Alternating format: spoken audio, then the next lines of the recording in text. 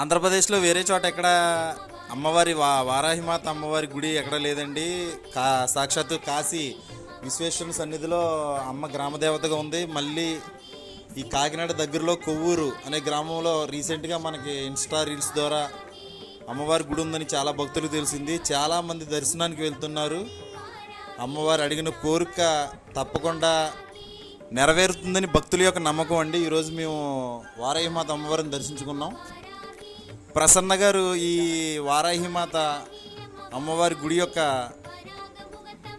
పూజా కైంకర్యాలన్నీ ఆవిడ చేతుల మీదుగా జరుగుతున్నాయండి.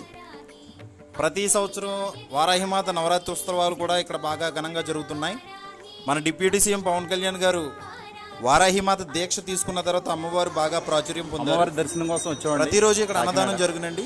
జై వారాహిమాత. అమ్మవారి దర్శనం అయింది, చాలా సంతోషం. నమో వారాహిమాత.